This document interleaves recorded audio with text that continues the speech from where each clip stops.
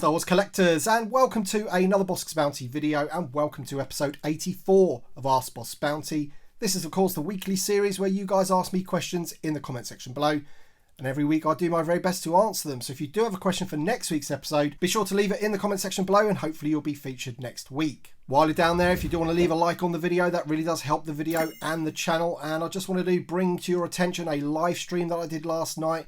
Had some fantastic guests on the show, on the Vintage Collection show. So we had Jason from Yakface, we had Chris from Bantha Skull, Nick from Only One Kenobi, and Evan and Tyler from the TVC podcast.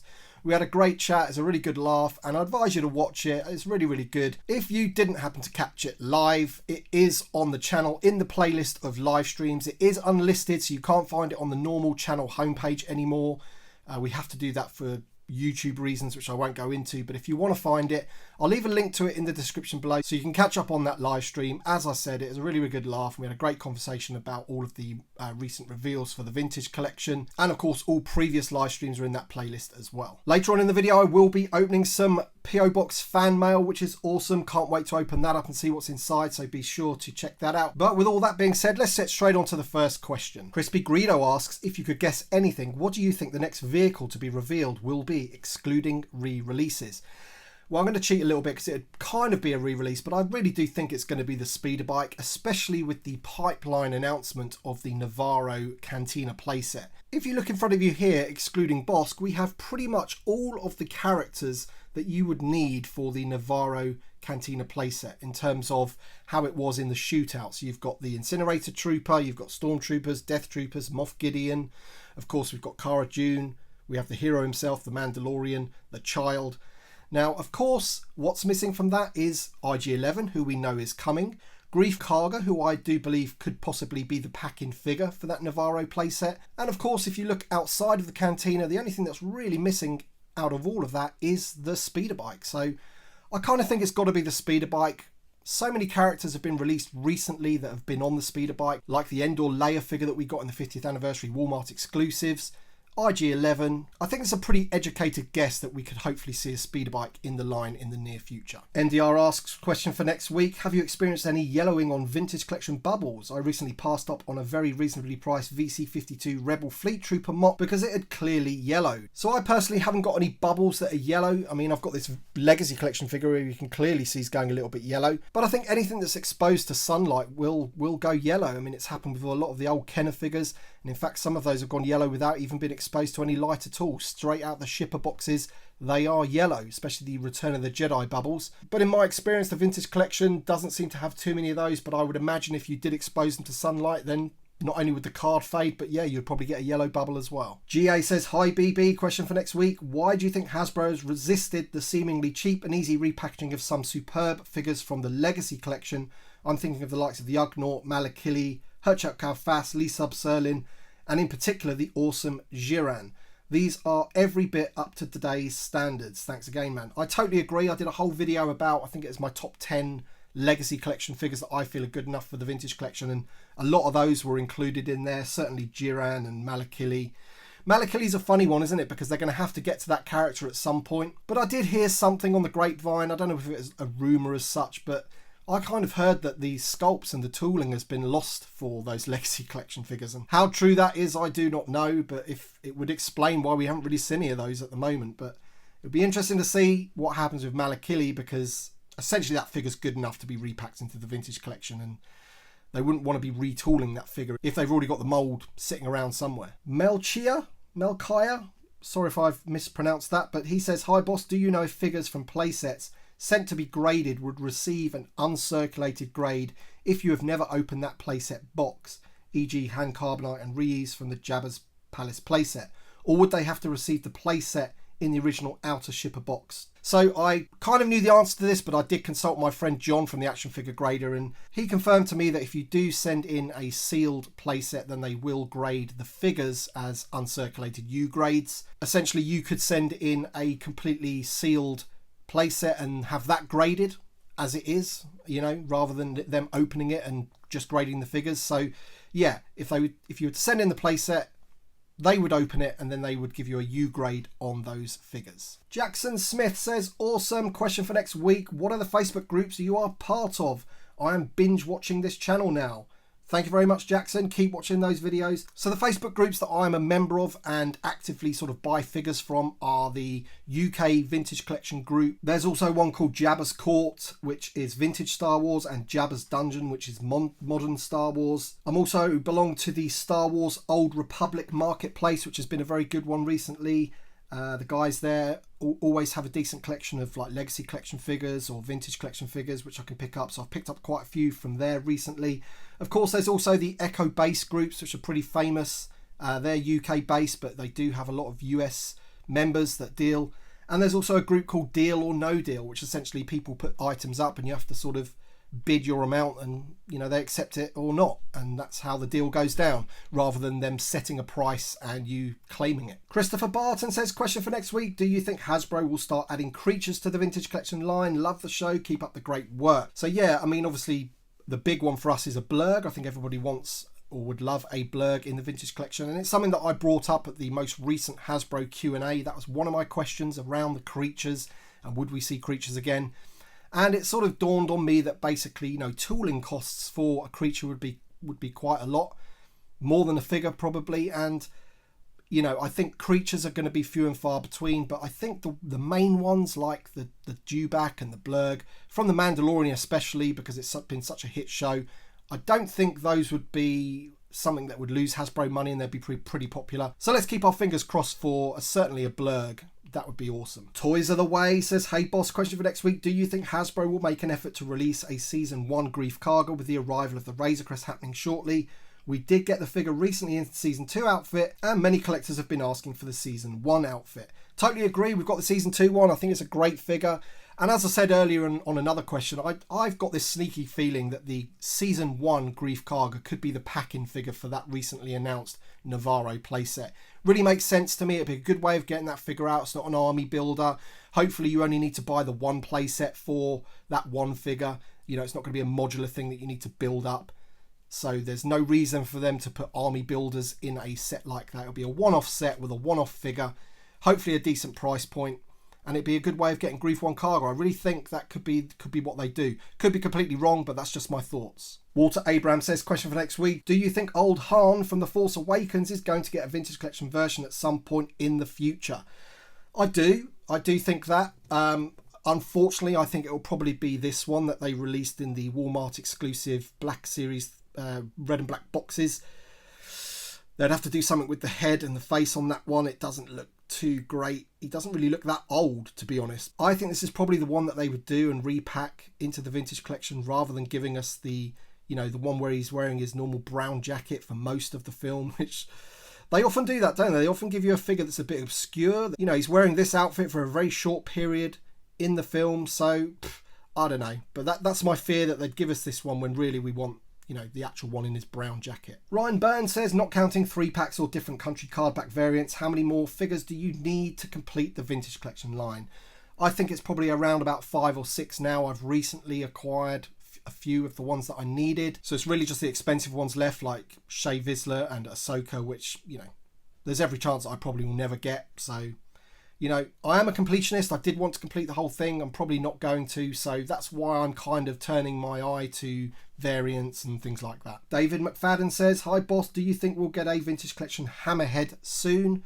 I think we'll get a vintage collection Hammerhead, but not soon. I don't think it's going to be this year or maybe even not next year. But the good sign is that obviously they're doing Bib Fortuna and Lobot, which are going to be all new sculpts. I would imagine they will have to be. And I think Hammerhead's the same. I don't think there's any figure that they can go back to which is good enough. So that's probably why we've got to wait. I don't think it could go into one of those Walmart 50ths where they could just update an old figure slightly and give it as a repack. It's going to have to be in the main line. And that's good because it means it'll be a new one, but it's one of those that we're just going to have to wait a little bit for. Jansen XJ says, question I think you've answered before, but I can't find it. What figure stands do you use for your vintage collection figures? So these ones here are all sort of knockoff ones from China. I got them off eBay. These clear ones here are, I think they're called star stands, and you can get packs of like 50 of them from Ian's Display Accessories on Facebook. He sells them. And there's plenty of other people that sell them as well on eBay, but they're called star stands. And you mustn't get them confused with the vintage ones, because you can also get vintage ones and the the pegs are slightly bigger for those. Michael Page says, what's up, Tim? Do you have any interest in concept art design figures in the vintage collection? Some of my favourite figures ever are the Ralph McQuarrie concepts from the 30th line. The cards could be branded as Star Wars conceptual designs. I do like that. And expand to modern artists like Doug Chang. I'd love to see an update of the Power of the Jedi prequel concept art figures. Yeah, I totally agree. I've got no exception to them at all. You know, they don't really fit in with other parts of my collection, but you know, something like this in the vintage collection, an updated version of this would be pretty cool.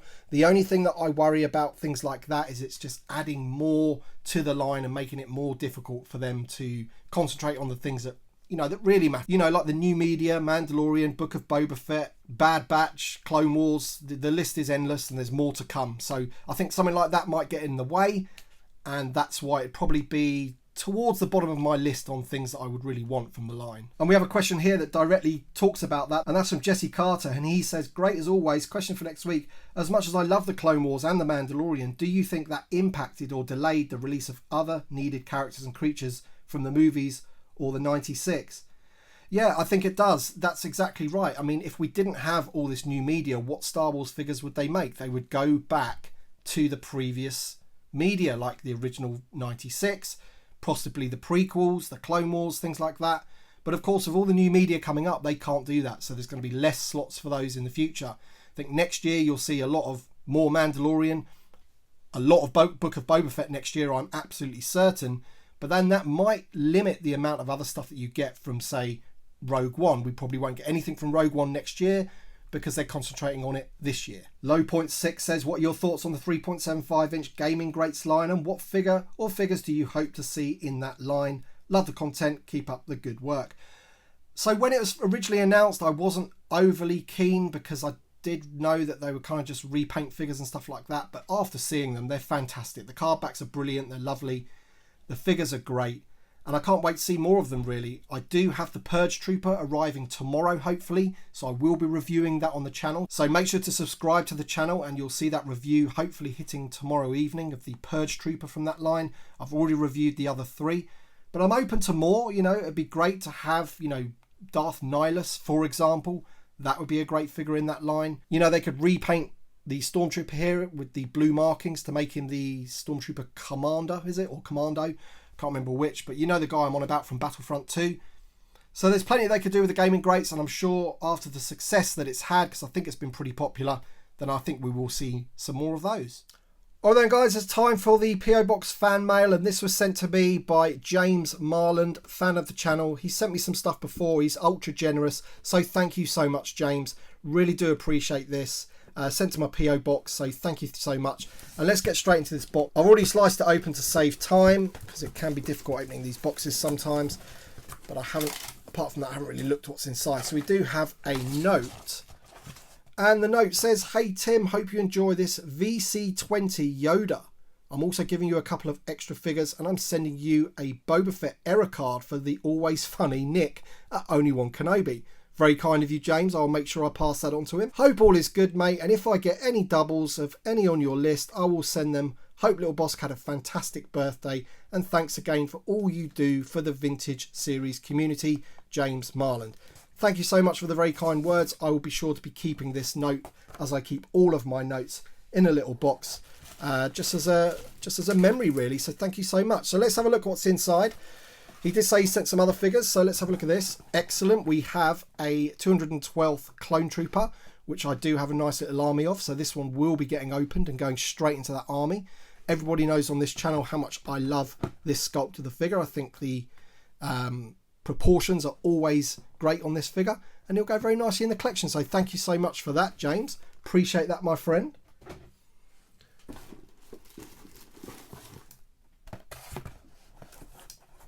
Oh, brilliant. Okay, this is awesome. So this is Major Bren Derlin, I think it says there, from episode 5. And I'm really pleased you sent me this, mate, actually, because I recently bought a Riken on one of the Facebook groups to go in my sort of Hoth setup. So he's going to be brilliant to add to that. So thank you so much for that. I did not have this figure already. That's the guy I've bought, General Riken. So to have this guy as well at this point in time, you must be a mind reader. So thank you so much. And I think I've also bought the Gonk droid as well, which is from the Hoth base, the Echo base as well.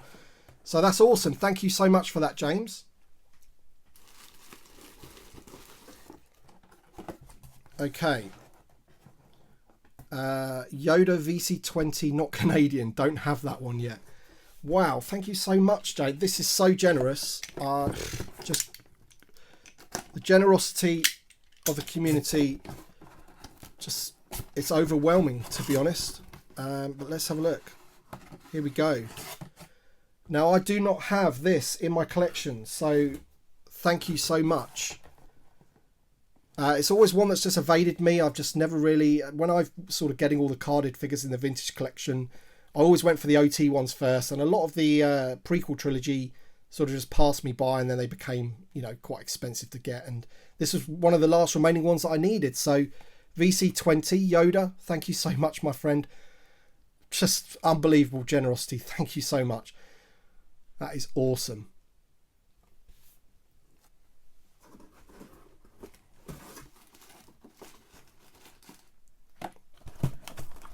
And I presume this one's for Nick. Boba Fett for Nick.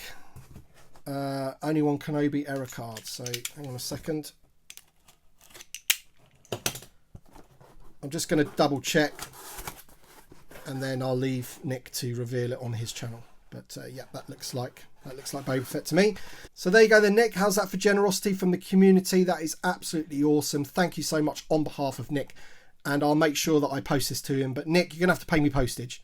I'm only joking, my friend. I'll send it as soon as I can. And that's it for the fan mail unboxing. So once again, James, thank you so much. I honestly don't know what to say in situations like this, because the generosity just overwhelms me. And for people to send me stuff to thank me for to thank me for my videos and stuff. I just make videos. I'm a big Star Wars fan of the vintage collection. I do all I can to make my voice heard in terms of Hasbro and whatever. Whether it makes any difference, I do not know, but I try and do my best for the community. But thank you so much, really appreciate it, my friend. All right then, guys, that's it for this week. Thank you very much for watching. As usual, be sure to leave your questions in the comment section below for next week's episode.